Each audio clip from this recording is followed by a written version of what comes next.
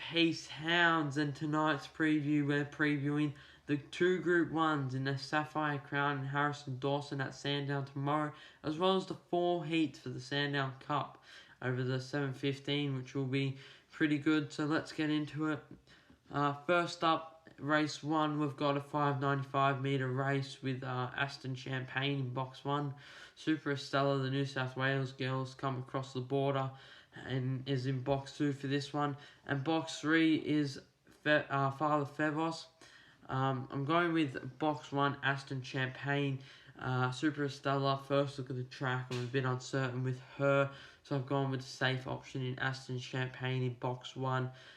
He's a strong runner with box 1. He'll be a huge contender, and I think he takes out race 1. So race 1, box 1 in Aston Champagne.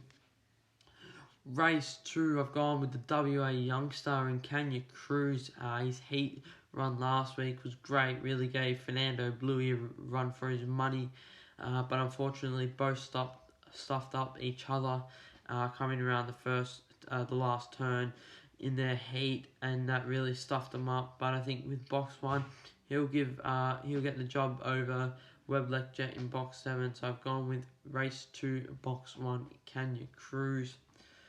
Race 3, we've got the first of the Sandown Cup heats, and we've got Stanley Road in box 1. He's missed out in his past couple races, found trouble in those races, and he had a pretty good trial at Sandown on Saturday, so he'll look to fire from box 1. Hank the Hustler's also in it in box 4, so those two will look to sit back in the middle stages of the race and come home and hit the line hard. But with that in mind, I've gone with Zipping Rambo. He's been very dominant over the 600 metre ranks with a good run behind Zach Manelli last week. Expect him to improve on his time. And he'll need to burn them early. He'll need to burn Stanley Road and Hank the Hustler early if he wants to win this, because that will be the key. They will come home hard and hit the line, but I think he will be able to burn them early. So I've gone with race 3, heat 1 of the Sandown Cup heat in box 8, Zipping Rambo. Race 4, should I say, heat 2. This one, it was pretty easy. It's Zach Manelli. It takes something amazing to beat him. He's a safe bet for that night. Tyler Durden in box 4, I don't really like his chances. He had a 660 metre race in Bendigo.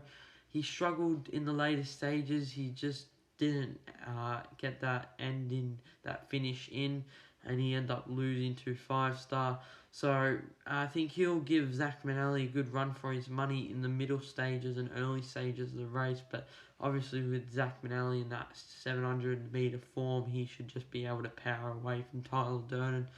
And if Tyler Durden and Zach Manelli do battle, I think Pilbara is the other dog that comes into hand here. If he can get a bit of luck, or if something happens with Zach Manelli and Tyler Durden, I think Pilbara will be in the box seat to get the lead. So unless there's something happens between Tyler Durden and Zach Manelli during the early stages of the race, I think Zach Manelli takes this one pretty easy. So I've gone race 4, heat 2, Zach Manelli in box 1. Race 5, heat 3. I'm going with Let's See. He has a decent PB at Sandown. He will improve on that one. It's quite an even field, so anything can happen, but I like Let's See. He's quite a powerful type. He was dominant in New South Wales, but I also like Blazing Cartier. For an each-way bet, he's a strong dog with his past. He's past his prime. But he's got the experience. He's an experienced campaigner, and with Robert Britton as his trainer, he definitely knows how to train some good stayers. So with that in mind, I've gone with Let's See for the win, and let's see if Blazing Cartier can play. So I've gone with each way bet in Blazing Cartier for race 5. Race 6, the Sapphire Crown final. I've gone with Crazy Cool in box 1, really pinned the lids early last week in her heat, should I say. It was really impressive, jumped away great, ran a fight, almost broke underneath the 5 second mark for the first split, And Quara Bale was a bit slow out of the boxes, got a bit of luck in her heat, but was able to set a good time in the 29.2s. But with a 5.17 first split, you've got to be better than that in a Group 1, so she'll need to return to her Warrnambool Cup form, but I don't think she will, and I think Crazy Cool will be too good for her, so I've gone with race 6, box 1. Race 7, the final heat of the Sandown Cup. I've gone with Aston Ulysses in box 7, very dominant over the 600, went to New South Wales, ran over the 700 in the staying races and didn't have much of an impact, and so I think he'll return home and fire back and put a good run in and really break through and really set his staying career off. But I also like Starblazer for the place. He's a genuine stayer, so expect him to be up and around those placings. He is a bit of a wide runner, which can catch him out sometimes, but when he's at his best, he can definitely be a contender. So I've gone with Aston Ulysses in box 7 and Starblazer for the place in box 5. Race 8, the Group 1 for the males. You've got box 3, Lakeview Walter. In his run last week wasn't the prettiest. He hit that line pretty hard at the end. There was nothing in the photo finish, but you've also got Fernando Blue in box 7, who will be a serious danger. If him and Kenya Cruz didn't have those bumps coming around the last turn in the heat, I think he almost wins that. So I've gone with Tigalong Tonk though. Fernando Bluey will jump. He'll cart across and almost create a clean line for Tigalong Tonk in box 8. You could almost say that Tigalong Tonk's in his prime of his career. He should get a clear run if Fernando Bluey jumps. And fair to say he will get the win there. Also, Shimmer Shine in box 2 set a 29 flat, so he must be one to watch. But I think Tigalong Tonk will be too good in this race. So I've gone with Tigalong Tonk as your Harrison Dawson 2021 winner. Race 9, I've gone with box 2, Japara, very consistent runner, very strong time. Has the pace to win this, and with his best time, his start will be the key. Gypsy Yankee's also in this race, so he'll definitely need to get the start right, or else we all know what Gypsy Yankee can do with his start. So Japara needs a good start, and he should be able to win this one. So I've gone with race 9, box 2 in Japara. Race 10, you got Zipping Ticket. I think he needs the full 600. He might just struggle, but I'm going with box 3 and Do It. I thought his Warrnambool heat run was impressive. He's got a quick PB at Sandown, and he'll make the most of an inside draw. So I've gone with race 7, box 3 and Do It. Race 11, I've gone with Oakvale Styler. Set some pretty good times at Angle Park in South Australia. Trialled well at Sandown last week, and I expect to be on the pace. Also with Kins on Bale on the outside, but Oakvale Style with that inside draw.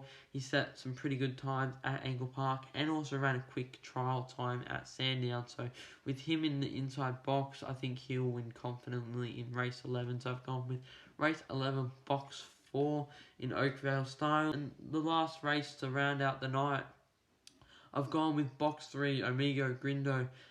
Great record at Sandown. Has set some pretty competitive times and will get a clear run with a bunch of slow dogs surrounded him in his outsides and insides. So I've gone with race 12, box 3, Amigo. Oh my fucking god, I can't speak, bro. What is this? Race 12, I've gone to round out the night in what's going to be an amazing night at Sandown. I've gone with box 3, Amigo Grindo. Great record at Sandown, has set some pretty competitive times at Sandown and should get a clear run with a bunch of slow dogs surrounding him. So to round out the night, I've gone with box 3, Amigo Grindo in race 12. Now on to Heath's Hound of the Week.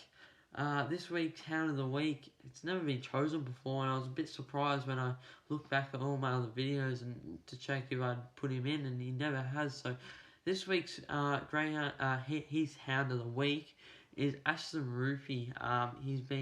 He's trained by Glenn Rounds.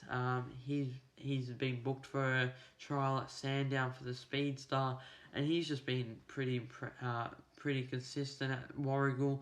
He wasn't far off the track record, and if you don't have him in your black book, then I don't know what you're doing at the moment. But yeah, so put him in your black book. He's hound of the week. He's been pretty impressive at Warragul. His last win wasn't too stylish, but he's still got the chocolates. So this week's hound of the week is Aston Rupee, and make sure you black book him because he's going to be a serious contender coming into these group feature races. So that's it for episode 9 of Hounds. What a big night of racing it's going to be at Sandown with the 2 Group 1s, the Sandown Heats. It's going to be a great night. I wish you all luck.